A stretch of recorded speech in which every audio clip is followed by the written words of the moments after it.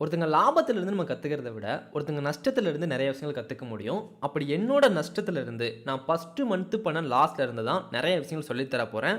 நான் நெறைய வீடியோஸ் போட்டிருந்தாலும், இந்த வீடியோ ரொம்ப ரொம்ப ஒரு முக்கியமான வீடியோ. ஸோ வீடியோ ஃபுல்லா பாருங்க. நெறைய விஷயங்கள தெரிஞ்சுக்குவீங்க.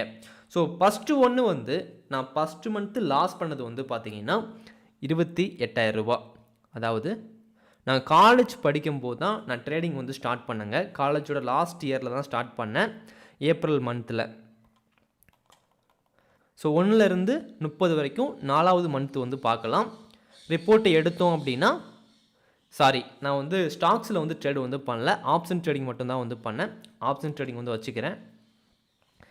ரூ. 28,168 லாஸ் பண்ணியிருப்பேன். இது என்னோட ஃபர்ஸ்ட் மந்த் லாஸ். இப்போ லாஸ்ட் மந்த் ப்ராஃபிட் பார்த்தீங்கன்னா ரூ. 61,000. நான் அதை காமிக்கிறேன். நீங்கள் தனியாக பார்க்கணும் அப்படின்னா இந்த வீடியோ பார்த்து முடிச்சுட்டு கூட நான் போன மந்த் P&L ஸ்டேட்மெண்ட் போட்டிருப்பேன். செக் பண்ணி பார்த்துக்கோங்க.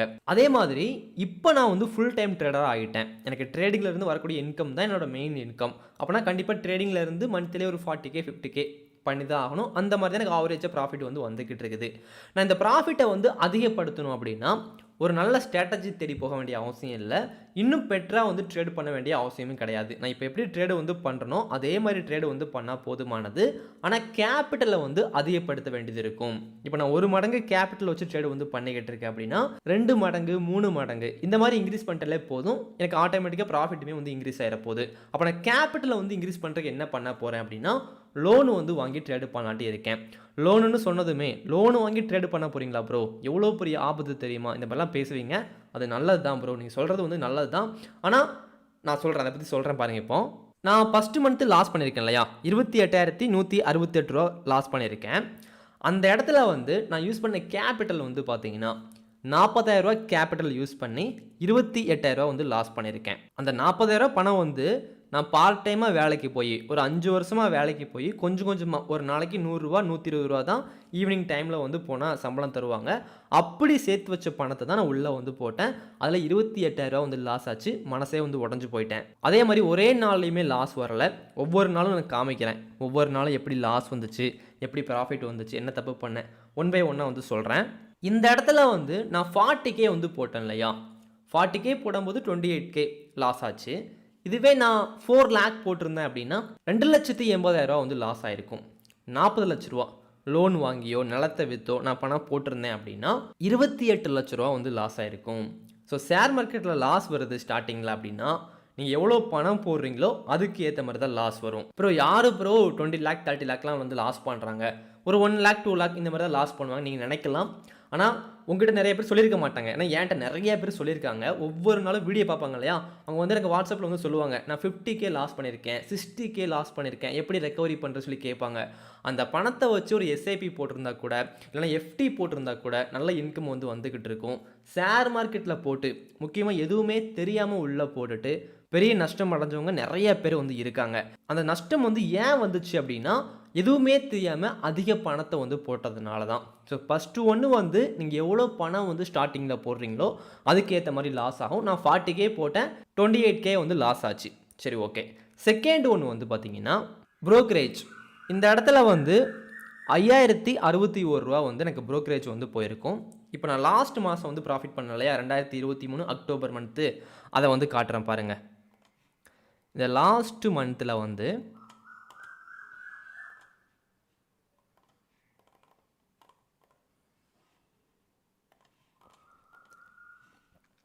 61,000 ப்ராஃபிட் பண்ணியிருக்கேன். 2,500 மட்டும்தான் எனக்கு ப்ரோக்கரேஜ் போயிருக்கு. நான் வாங்கி விற்கிறதுக்கு 2,500 மட்டும்தான் எடுத்திருக்காங்க. ஆனால் ஃபஸ்ட்டு மாதம் ட்ரேட் பண்ணும்போது 5,000 எடுத்திருக்காங்க. அதுக்கு முக்கியமான ரீசன் என் மேலே தாங்க தப்பு, இவங்க மேலே தப்பு கிடையாது. நம்ம எவ்வளோ வாங்குறோமோ விற்கிறோமோ அதுக்கு ஏற்ற மாதிரி தான் பணம் எடுக்க போகிறாங்க. அதே மாதிரி நீங்கள் இந்த மாதிரி வாங்கி விற்றுட்ருக்கீங்க இல்லையா, அந்த கம்பெனியை கூட நீங்கள் வாங்க முடியும். நீங்கள் டாடா பவர், மகேந்திரா இந்த மாதிரி வாங்குறீங்க இல்லையா, அதே மாதிரி ஏஞ்சல் ஒன் இதெல்லாம் வாங்க முடியும். நான் போன மாதம் ஏஞ்சல் ஒன்று வாங்கியிருந்தேன். 7,000 ப்ராஃபிட் பண்ணேன். ஷேர் மார்க்கெட்டில் ட்ரேடர் ஜெயிக்கிறாங்களோ இல்லையோ, அது வாங்குறதுக்கு ஹெல்ப் பண்ணுற இந்த புரோக்கர் கண்டிப்பாக மேலே வந்துக்கிட்டு தான் இருக்காங்க. ஸோ அப்படி நம்ம புரோக்கர் வாங்கினா கூட நமக்கு ப்ராஃபிட் தான் கிடைக்க போகுது. கொஞ்சம் யோசிச்சு பார்த்து ஷேர்ஸ் எல்லாம் வாங்குங்க. ஸோ இந்த ஒரு மந்த்தில் 2,500 போயிருக்கு எனக்கு. ஃபஸ்ட்டு மாதத்தில் வந்து 5000 ரூபா வந்து போயிருக்கு. அதுக்கு ரீசன் என்னங்க, நிறைய ட்ரேடு வந்து பண்ணியிருப்பேன். நீங்கள் பாருங்களேன், இப்போலாம் வந்து ஒரு நாளைக்கு ஒரு ட்ரேடு பண்ணணும், நிறைய ரூல்ஸ்லாம் வச்சு ட்ரேடு வந்து பண்ணிக்கிட்டு இருக்கேன். அப்போலாம் எந்த ரூல்ஸுமே கிடையாது. ரூல்ஸ் அண்ட் ரெகுலேஷன் வந்து நமக்கு கிடையாது. நம்ம வாட்டுக்கு வந்து ட்ரேடு வந்து பண்ணிக்கிட்டு இருப்போம். ஒரு நாளைக்கு வந்து 10 ட்ரேடு கூட பண்ணுவோம். என்ன ரீசனால என்ட்ரி கொடுக்குறோம், எதுக்கு எக்ஸிட் கொடுக்குறோம் எதுவுமே தெரியாது. ஃபஸ்ட்டு மாதம் ட்ரேடு பண்ணும்போது எல்லாருமே இந்த மாதிரி தான் வந்து ட்ரேடு வந்து பண்ணுவாங்க. ஒருவேளை நீங்கள் எல்லாமே ப்ராப்பராக கற்றுக்கிட்டு நீங்கள் ப்ராப்பராக வந்து ட்ரேடு வந்து பண்ணுறீங்கன்னா நீங்கள் பெரிய ட்ரேடராக வந்து ஆகிடுவீங்க. கண்டிப்பாக சொல்கிறேன். நான் கிட்டத்தட்ட நிறைய ட்ரேடு வந்து இதில் வந்து பண்ணியிருப்பேங்க. அதனால் ப்ரோக்கரேஜ் வந்து அதிகமாக போச்சு. அதுவுமே ஒரு மிஸ்டேக் தான். ஸோ அதிக ட்ரேடு வந்து பண்ணாதீங்க. ஓகேங்களா? சரி, ஓகே. அடுத்து தேர்டு ஒன்று வந்து நம்ம எதனால் என்ட்ரி கொடுக்குறோம், எதனால் ட்ரேடை வந்து க்ளோஸ் பண்ணுறோம் எதுவுமே தெரியாதுங்க. நான் இந்த இடத்துல வந்து நிறையா வந்து பேங்க் நிஃப்டியில் வந்து வாங்கியிருக்கேன் இல்லையா, ஏன் வாங்கினேன்னு சொல்லி தெரியாது. மார்க்கெட் மேலே போயிருக்கும் டக்குன்னு வாங்கியிருப்பேன், கீழே போயிருக்கும் டக்குன்னு வாங்கியிருப்பேன். அப்படி வாங்கி எனக்கு லாஸ் வருதுன்னு வச்சுக்கோங்க, என்ன பண்ணுவேன் அப்படின்னா அதை ஹோல்டு பண்ணால் எக்ஸ்பைரி ஆயிரும்னு சொல்லி எனக்கு தெரியாது. இப்போ ஒரு ஆப்பிள் வாங்கி வச்சுட்டு ஒரு 10 நாள் 20 நாள் விட்டுட்டோம் அப்படின்னா அது அப்படியே கரைஞ்சி ஆளுக்கு போயிடும் இல்லையா. அதே மாதிரி இந்த பேங்க் நிஃப்டியில் வந்து ஸ்ட்ரைக் ப்ரைஸ் வந்து நான் வாங்கி வைக்கிறேன் அப்படின்னா அதுக்கு ஒரு எக்ஸ்பைரி டேட் வந்து இருக்கும். ஒரு வாரத்தில் வந்து அதுவுமே அப்படியே கரைஞ்சி போயிடும். எனக்கு அது தெரியாது. அப்படி தெரியாமல் நான் ஹோல்டு பண்ணதுனால நிறையா வந்து லாஸ் ஆச்சு. அப்படி ஹோல்டு பண்ணதுக்கப்புறம் நம்ம செல் பண்ணுவோம் இல்லையா, நான் ஹோல்டிங்கில் இருக்கிறத வந்து செல் பண்ணுறேன். திரும்பியும் பொசிஷனில் வந்து வந்துருச்சு. திரும்ப இன்னைக்கான மார்க்கெட்டில் வந்து ப்ராஃபிட் வந்து காமிக்க ஆரம்பிச்சிருச்சு. ஐயோ, திரும்ப நம்ம வந்து செல் பண்ணிட்டோம் போல், பை பண்ணியிருந்ததை வந்து செல் பண்ணிட்டோம் போல் தெரியாமல் சொல்லிட்டு திரும்ப அதை வந்து பை பண்ணுவேன். அப்படி தப்பாக ட்ரேடு பண்ணி இந்த இடத்துல வந்து பாருங்கள், அதிகமான குவான்டிட்டி வச்சு ட்ரேடு வந்து பண்ணியிருப்பேன். 150 குவான்டிட்டி, 175 குவான்டிட்டி இந்த மாதிரிலாம் பண்ணியிருக்கேன் இல்லையா. இதுக்கு காரணம் வந்து நான் ஹோல்டிங்கில் இருந்ததை செல் பண்ணும்போது செல் பண்ண தெரியாமல் பை பண்ண தெரியாமல் மிஸ்டேக் பண்ணதுனால லாஸ் வந்தது தான். ஒரே நாளில் வந்து 4000 ரூபா கூட லாஸ் வந்து வந்துச்சு. ஸோ என்னோட தேர்டு மிஸ்டேக் வந்து ட்ரேடிங்கில் வந்து எப்படி பை பண்ணணும் தெரியல, செல் பண்ணணும் தெரியல, எதுவுமே தெரியல. சும்மா நம்ம வாட்டுக்கு ட்ரேடு வந்து பண்ணிக்கிட்டு இருந்தோம் அப்படின்னா லாஸ் தான் வந்து வரப்போகுது. அடுத்து ஃபோர்த்து ஒன்று வந்து பார்த்திங்கன்னா ரொம்ப ரொம்ப முக்கியமான ஒன்றுங்க. இந்த இடத்துல வந்து நான் 633 ரூபா வந்து ப்ராஃபிட் பண்ணியிருப்பேன். அதுக்கு அடுத்த நாள் 67 ரூபா வந்து ப்ராஃபிட் பண்ணியிருப்பேன். அதுக்கு அடுத்த நாள் 125 ரூபா ப்ராஃபிட் பண்ணியிருப்பேன். இந்த இடத்துல வந்து 633 ரூபா ப்ராஃபிட் பண்ணியிருப்பேன். அதுக்கு அடுத்து 67 ரூபா ப்ராஃபிட் பண்ணியிருப்பேன். அதுக்கு அடுத்து 125 ரூபா வந்து ப்ராஃபிட் பண்ணியிருப்பேன். அதே மாதிரி அதுக்கு அடுத்து வந்து 4200 ரூபா வந்து லாஸ் பண்ணியிருப்பேன். இது வந்து ஒவ்வொரு நாள் கிடையாதுங்க, ஒரே நாள் நடந்தது தான். ஃபஸ்ட்டு ட்ரேடில் வந்து இந்த ப்ராஃபிட் வந்து பண்ணியிருக்கேன். டேட் வந்து பார்த்துக்கோங்க, 8/4/21. இந்த 4 ட்ரேடுமே ஒரே நாளில் பண்ணது தான். ஃபஸ்ட்டு 3 ட்ரேடில் வந்து ஒரு 800 ரூபா பக்கம் வந்து ப்ராஃபிட் கிடச்சிருச்சு.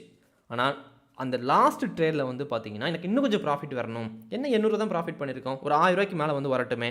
அந்த மாதிரி ட்ரேடு பண்ணதுனால 4200 ரூபா வந்து போச்சுங்க.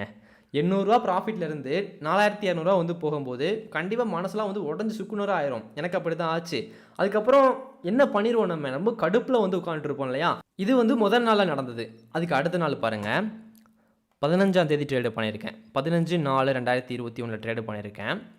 ஃபஸ்ட்டு ட்ரேட்லேயே 4750 ரூபா வந்து லாஸ் ஆகிருக்கு.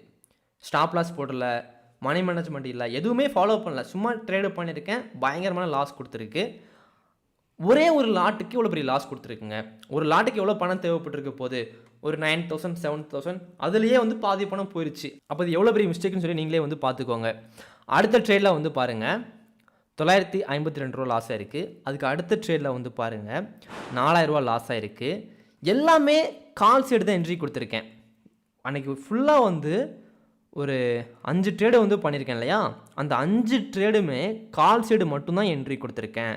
எமோஷனல் ட்ரேடு தாங்க, வேறு ஒன்றும் இல்லை. மார்க்கெட்டு வந்து கீழே மேலே போகிறத பார்த்துட்டு திரும்ப மேலே போதா திரும்ப என்ட்ரி கொடுக்கலாம், கீழே வருது ஸ்டாப் லாஸ் கிட்ட எக்ஸிட் ஆயிடலாம், திரும்ப மேலே போதா என்ட்ரி கொடுக்கலாம். இந்த மாதிரி மேலே போகும்போது நான் என்ட்ரி கொடுத்துட்டு இருந்திருக்கேன். மார்க்கெட் வந்து பயங்கரமாக வந்து லாஸ் கொடுத்துருக்குது. லாஸ்ட் ட்ரேடில் அன்றைக்கி வந்து ஒரு 1800 ரூபா வந்து ப்ராஃபிட் பண்ணியிருக்கேன். ஆனால் இந்த இடத்துலையே வந்து 10,000 போச்சே, 10,000க்கு மேலேயே வந்து லாஸ் ஆயிடுச்சு. இன்னும் ப்ராஃபிட் பண்ணால் என்ன, ப்ராஃபிட் பண்ணலாம் என்ன. ஸோ இந்த மாதிரி மிஸ்டேக்னாலையும் நான் பயங்கரமாக வந்து லாஸ் வந்து பண்ணிக்கிட்டு இருந்தேன். இந்த ஃபஸ்ட்டு மாதத்தை பற்றி நிறையா வந்து பேசலாம். அடுத்து 5th ஒன்று வந்து பார்த்தீங்கன்னா, ஃபஸ்ட்டு மாதத்தில் வந்து நான் லாஸ் பண்ணேன். அதுக்கு அடுத்த மாதம் எப்படி போய் இருந்துச்சு கண்டிப்பாக கேட்பீங்க, கண்டிப்பாக பார்க்கணுங்க அது. அதுக்கு அடுத்த மாதம் வந்து பார்த்தீங்கன்னா மே மந்தில்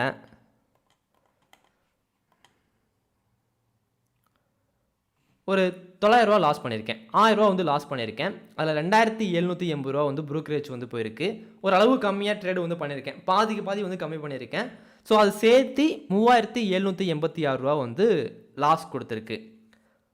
ஆனால் ஃபஸ்ட்டு மாதம் ட்ரேடு பண்ணதை விட ட்ரேடு வந்து கம்மி பண்ணியிருக்கேன். கொஞ்சம் பொறுப்போட ட்ரேடு பண்ணியிருக்கேன். பொறுப்போடன்னு சொல்லலாம், இல்லைனா என் கையில் காசு இல்லைன்னு கூட சொல்லலாம். ஏன்னா 40K இருந்துச்சு, 28K போயிடுச்சு, 12,000 தான் இருக்குது. அதையும் லாஸ் பண்ணிட்டு என்ன பண்ணுறது?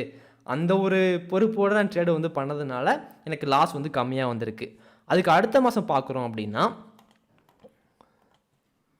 ஜூனில் பார்க்குறோம் அப்படின்னா ஒரு 2000 லாஸ் வந்திருக்கு. ஒவ்வொரு மாதமும் கொஞ்சம் பெட்டராக தான் பண்ணியிருக்கேன். அதுக்கு அடுத்த மாதம் வந்து கொஞ்சம் பெட்டராக லாஸ் வந்து கம்மி பண்ணியிருக்கேன் பாருங்கள். அதுக்கு அடுத்த மாதம் பாருங்கள், 3 மாதங்கள் தொடர்ச்சியாக லாஸ் வந்திருக்கு நான் ட்ரேடு ஸ்டார்ட் பண்ண போதில்.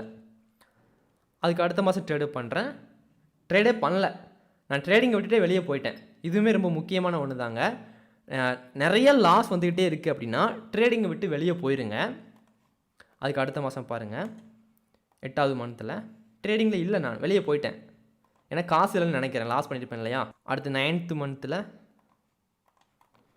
அதாவது செப்டம்பர் மந்த்தில்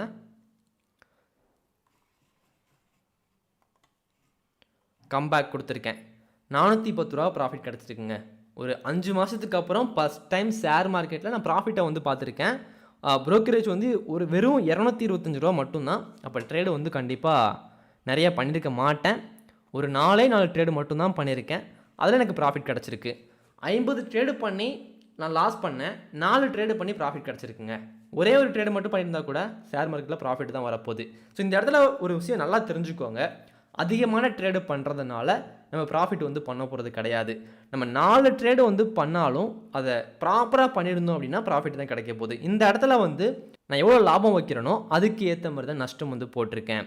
1:1 வந்து ட்ரேடு பண்ணியிருக்கேன். 1:2 ட்ரேடு பண்ணியிருந்தால் இந்த இடத்துல இன்னும் கொஞ்சம் ப்ராஃபிட் வந்து அதிகமாக இருக்கும். ஒரு 5 மாதத்துக்கு அப்புறம் ஒரு சின்ன ப்ராஃபிட் கிடச்சிருக்கு. அதுக்கு அடுத்த மாதங்களில் வந்து பார்த்தீங்க அப்படின்னா இதே மாதிரி தான் இருக்குன்னு நினைக்கிறேன். ஒரு 600 ரூபா ப்ராஃபிட் பண்ணுறது இந்த மாதிரியே போய்கிட்டு இருந்துச்சுங்க. அப்புறம் இப்போ வரக்கூடிய நாட்களில் வந்து நான் ஒரு பெரிய ப்ராஃபிட் வந்து பண்ண ஆரம்பிச்சிருக்கேன். ஸோ ரொம்ப நான் ஜீரோலேருந்து தான் ஸ்டார்ட் பண்ணியிருக்கேன். உங்களை மாதிரி தான் நானும் ஜீரோலேருந்து ஸ்டார்ட் பண்ணி ட்ரேடிங்கில் வந்து ப்ராஃபிட் வந்து பண்ணியிருக்கேங்க. முக்கியமாக பண்ணது நான் காலையில் 5 மணிக்கு எழுந்திரிச்சேன். 5 மணிக்கும் ட்ரேடிங்க்கும் என்ன ப்ரோ சம்மந்தம் அப்படின்னு கேட்டிங்கன்னா, நம்ம ஒரு விஷயத்தை வந்து கரெக்டாக வந்து பண்ண ஆரம்பிச்சிட்டோம், ஒரு டிசிப்ளினாக பண்ண ஆரம்பிச்சிட்டோம் அப்படின்னா அதை ட்ரேடிங்லையும் பண்ண ஆரம்பிச்சிடலாங்க. நம்ம காலையில் 5 மணிக்கு எந்திரிக்க முடியாது நிறைய பேரால், ஆனால் எந்திரிச்சிட்டோம் அப்படின்னா அந்த இடத்துல நான் என்ன ஜெயிச்சிட்டேன், என்னோட மனசை ஜெயிச்சிட்டேன்.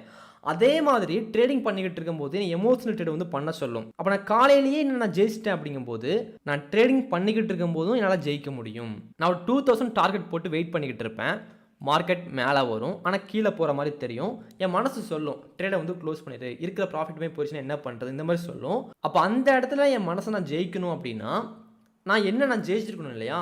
ஸோ அதுதான் நிறைய பேர் வந்து பண்ணுறது கிடையாது. நிறைய மக்கள் வந்து சும்மா ட்ரேடிங்னா என்ன, மேலே போகுது கீழே போகுது ஸ்ட்ராட்டஜி ஃபார்ம் ஆகுது இந்த மாதிரி நினச்சிட்டு இருக்கீங்க. அது மட்டும் ட்ரேடிங் வந்து கிடையாது. அதை தாண்டி நம்ம நிறையா வந்து மாற்றிக்க வேண்டியது இருக்குது. அப்படி மாற்றிக்கிட்டால் மட்டும்தான் ப்ராஃபிட் வந்து வரும்.